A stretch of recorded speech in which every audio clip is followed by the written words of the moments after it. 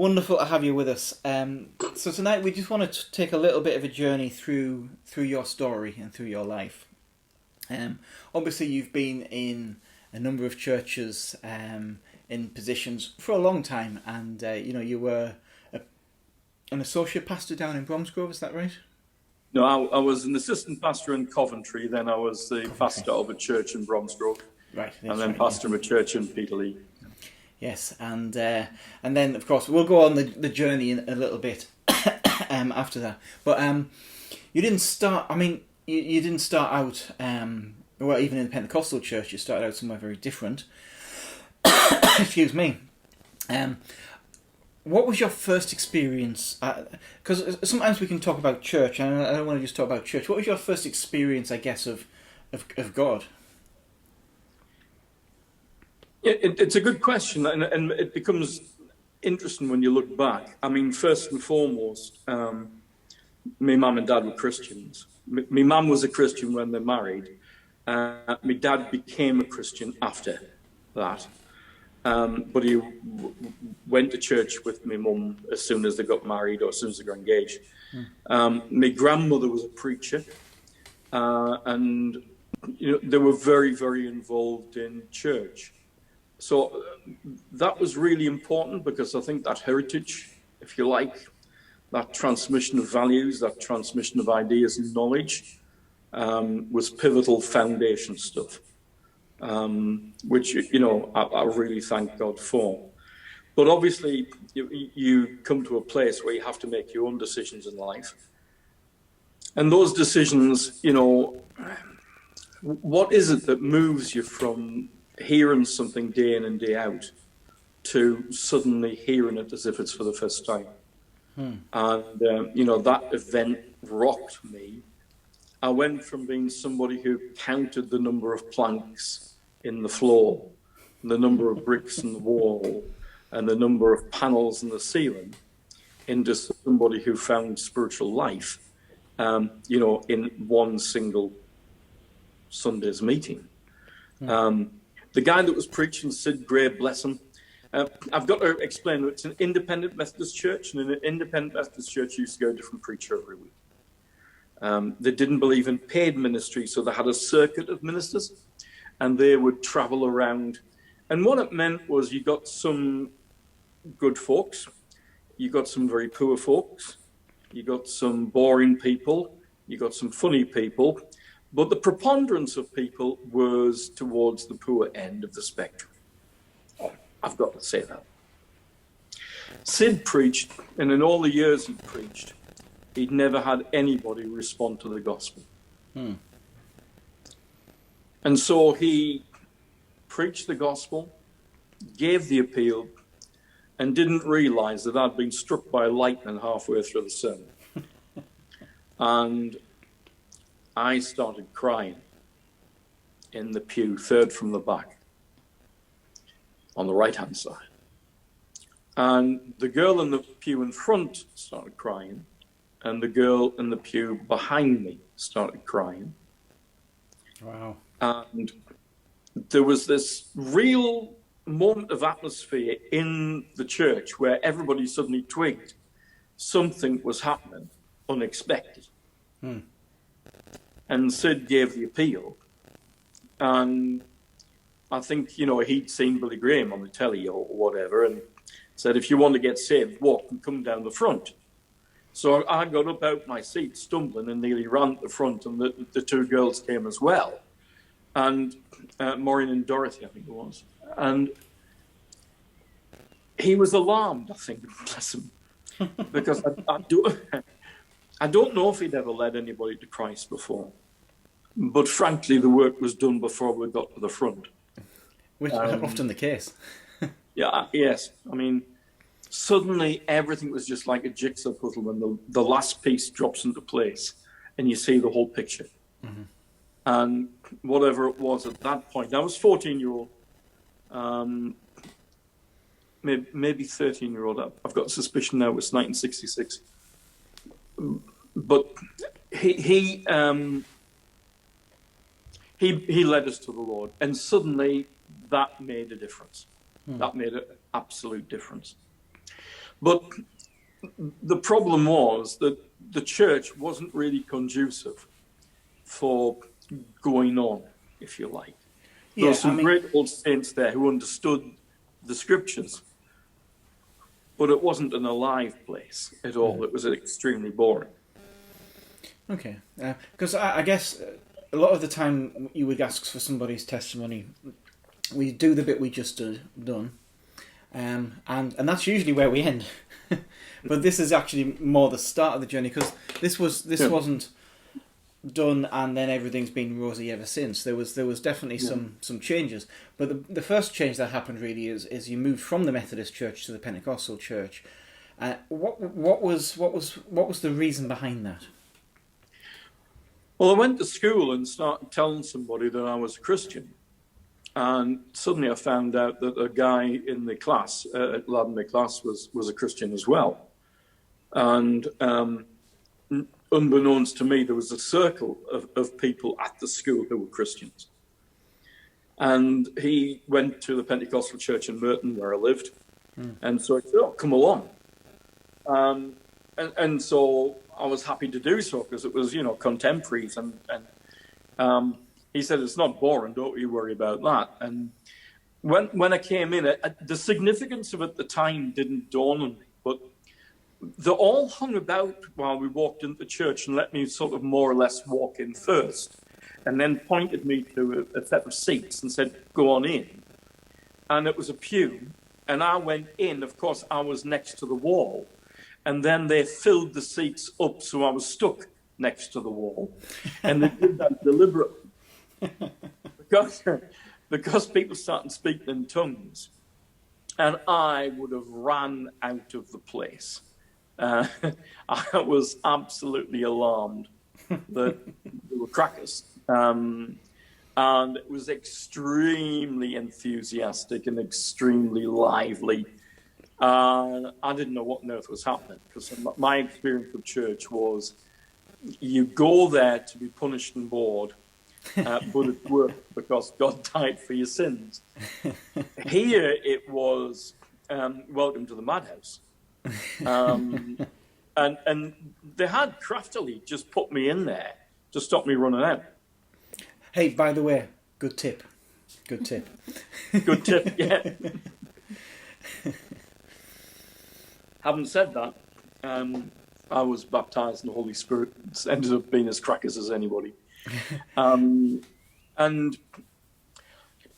I think the significant thing is, if I've got to think of that time, it wasn't just the speaking in tongues and being filled with the Spirit in the way that we understand it, but something actually changed in my personality that night. I was always quite shy and probably immature, but that night, suddenly I was able to speak enthusiastically to people and witness, and it was life-changing. So it wasn't just the salvation that changed my life, but it was definitely being filled with the Holy Spirit. Yeah, Changed me absolutely and completely in terms of who I was and the way I reacted with people. Yeah. Now we're going to dig into. I'm sorry, wrong camera. We're going to dig into this a little bit in a moment, as to that we will come back to what you were like at school in terms of education, but we're going to come back to that. But in terms of personality and things, but again, if you were telling a testimony, this is often the place you'd stop as well. But this isn't the end either, because then I'd like to dig into a bit. You had a desire to influence hippie culture, which was emerging quite a lot at the time. However, you found, I guess, yourself being influenced in many ways by hippie culture as well. Do you want to just lead us on that path a bit? Yeah, I often try and think back to what was really going on at the time. And I suppose there was two big things. First of all, what you've got to try and remember is that the hippies were really trying to engage with the idea of the meaning of life. The drug taken within the hippie world that was interested in weren't taking it just to get blotto or like drunk. there was a real engagement with the idea of philosophy and religion and spirituality. And, you know, you've got to remember Timothy Leary, the Harvard, it wasn't Harvard, was it? Was he Yale? Anyhow, the Berkeley professor who experimented with LSD, like surgic acid dialdehyde, and he would turn his students on with LSD, and the doors of perception would open, and, you know, Aldous Huxley's work and others. So it was an intellectual movement. It was a music movement, yes, but it was an intellectual movement. Now, what I found was that church wasn't engaging with those questions, but they were legitimate questions. And the other thing is that the Pentecostal church, I'm not knocking it in the slightest, but it did what it did. And it looked down its nose on people who had sincere questions, but was outside their culture. Right. And so that I think is a very important thing. But what I did find is when I was talking to the hippies, I was very attracted to the other parts of their lifestyle as well.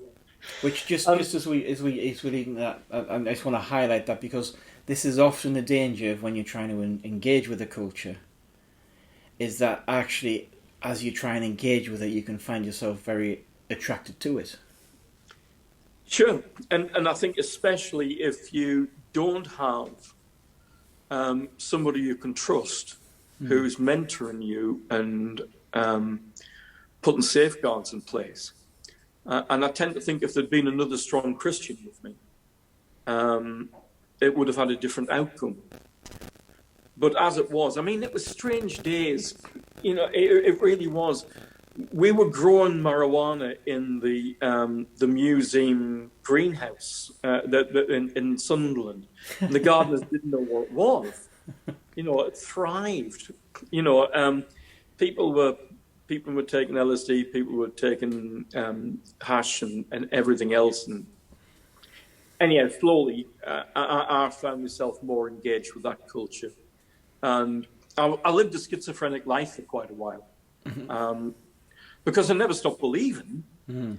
But what I did find was I wanted to explore an alternative way of looking at society and experiences. And I guess that's an important thing to mention is, you know, certainly because you moved into a state that you now would look back and say you were backslidden. But that didn't just happen overnight. It happened through a schizophrenic lifestyle first, where you find yourself in both worlds, and then suddenly one of the worlds is going to pull you over all the way at some point. And so you found yourself, would you say it would be fair to say you backslid? I think there's no question that I backslid. But I think you've also got to try and engage with the big thing, which is believing and following. And, you know, not being funny, but the idea you've put your hand up and you've said the prayer, therefore you are a believer. When you start not following, then it's easy to argue with yourself that you're not lost, if you're with me. Yes. And so, yeah, I mean, I started to get very involved in music. I've started to... we used to go to the Durham University or the Bay Hotel or the Mecca or wherever, and we used to turn up about 2 o'clock, 3 o'clock in the afternoon when we knew bands were arriving to set up on the night. We would help carry the gear in, and then we'd end up staying for the gig, and usually ended up going backstage and usually end up smoking a lot or taking a lot of stuff. And, you know, really got very, very heavily involved. Even planned at 16-year-old to start a pop festival. Yes, I was hoping you'd touch on this, because this pop festival, if you can, I mean, you know, we'll go through it fairly quickly, but this pop festival was actually instrumental for you, wasn't it? In a way, Well, it was your lowest, but it led. Tell us about this great pop festival. Well, like I say, I became very outward immediately able to engage with people in a way I never used to. So I had the idea of, there used to be Lambton Lion Park around Lambton Castle, and it closed down. And I had the idea of, I wonder what it would be like if we could hire the place to put a pop festival on. At that time, I'd started doing some roadie work for Pink Floyd, Edgar Broughton Band, Kevin Ayers and the Whole World, Soft Machine, and a lot of other bands like Stray and others. I've heard of one of those. Yeah, and basically, I pitched them with the idea of doing a free gig for. I thought the only way to do it is to do a charity gig. But I went off to speak to Lord Lambton's estate manager and convinced them to let us use the land. I went to Harley Street. It's a 16-year-old, 17-year-old maybe. I went to Harley Street to talk to British Cancer Research to get them to foot the bill for all the PR. And I went to Harley Street, and the plushest of offices you've ever seen, shag pile carpets my feet disappeared into, and pitched them. And they all said yes. And when I came back, I realised it was beyond my capacity to do it. But what I thought would be a great idea is that I could get everybody to give me money to do it and then run off with it.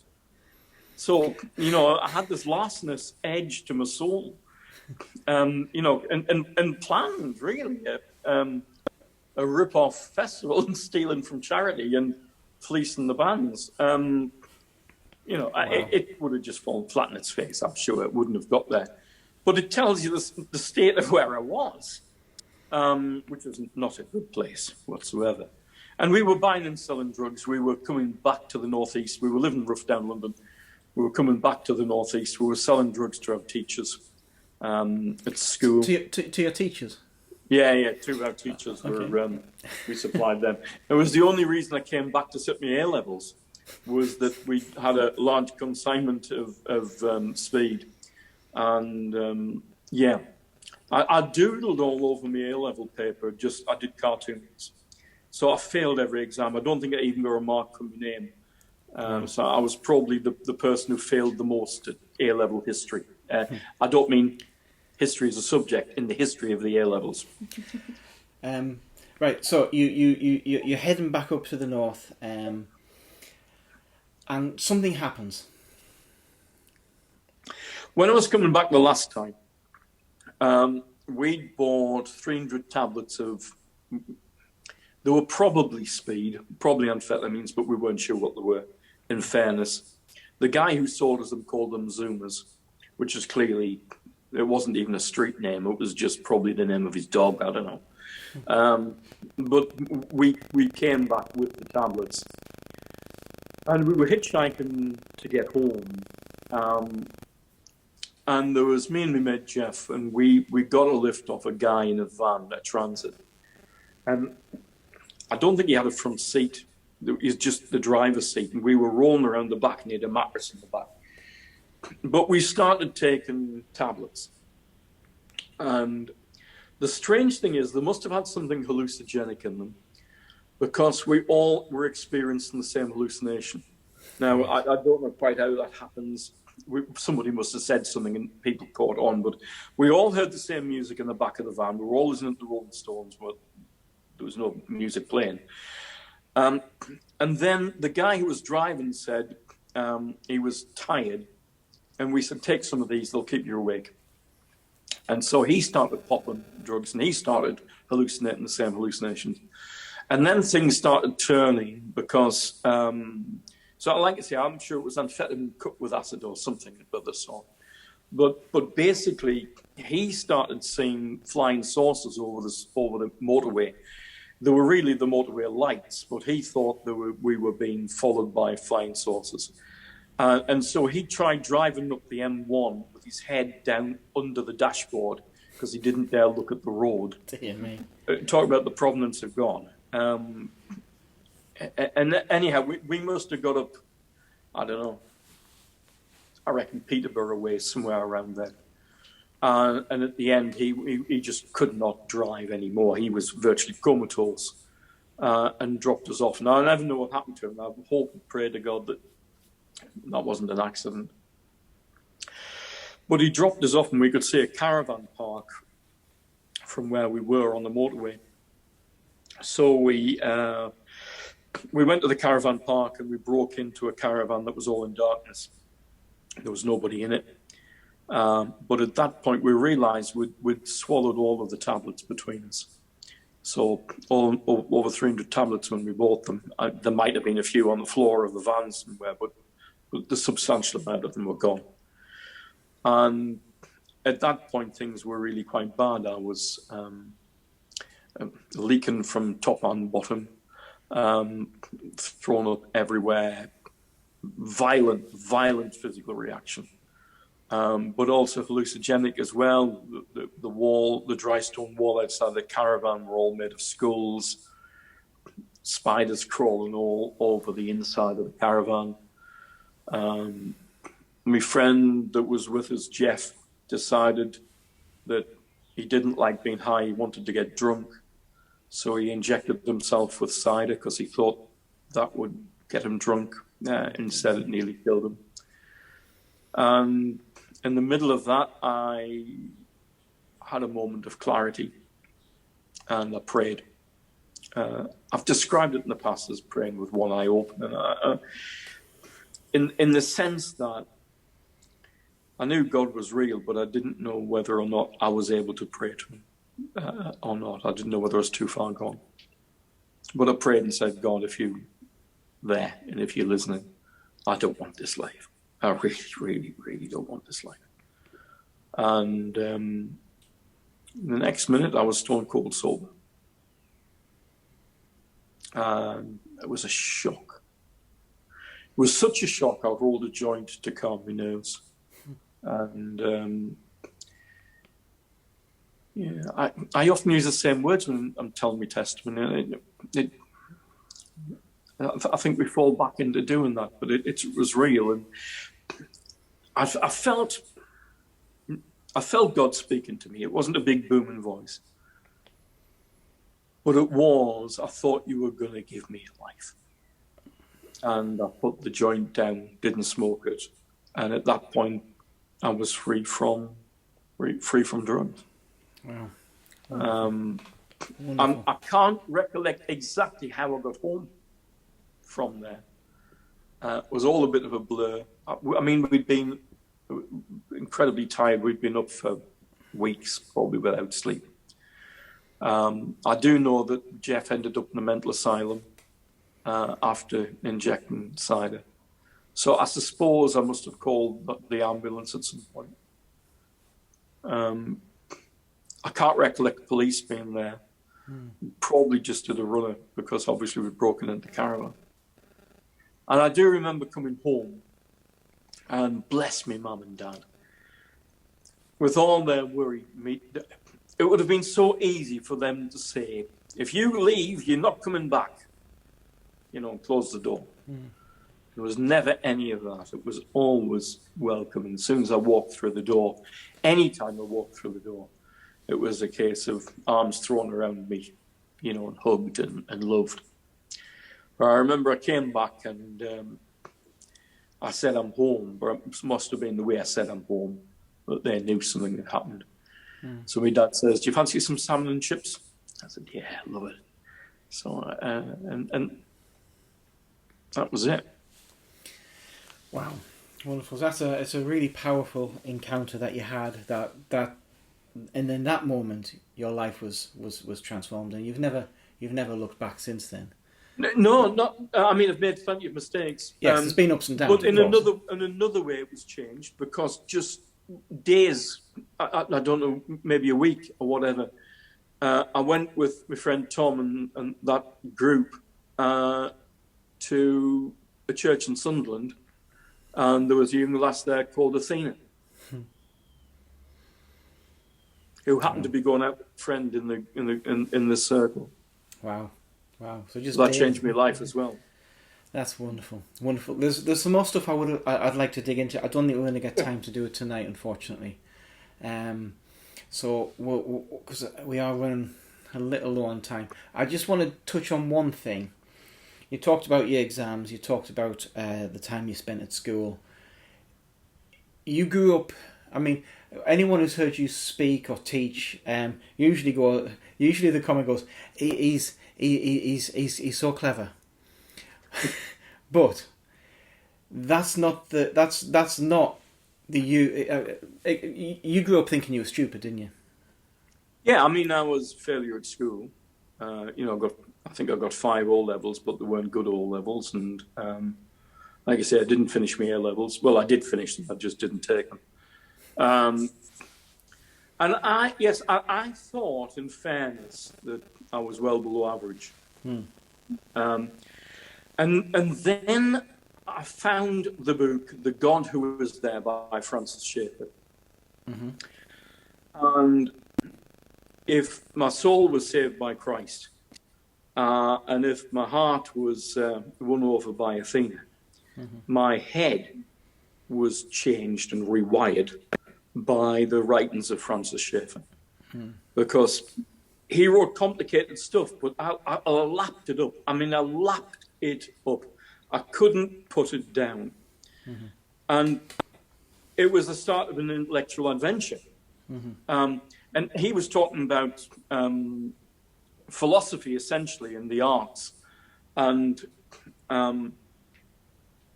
as I say, it absolutely grabbed me. And then what I found was he was talking about some very complicated philosophers, like a guy called Hegel. I went into the library in Sunderland and I picked up a copy of Hegel, opened it up in the middle, and I looked at it and I could not understand a sentence of it. It was that dense and complicated and technical. And I remember crying and thinking, that's it, I'm thick. And so I didn't go to university till I was 40. I wasted years, really, involved in sales and the like. I became a pastor of a church, but I had to support myself with a job. And so I was never a full-time... I was a full-time pastor, or I was also full-time working to support myself.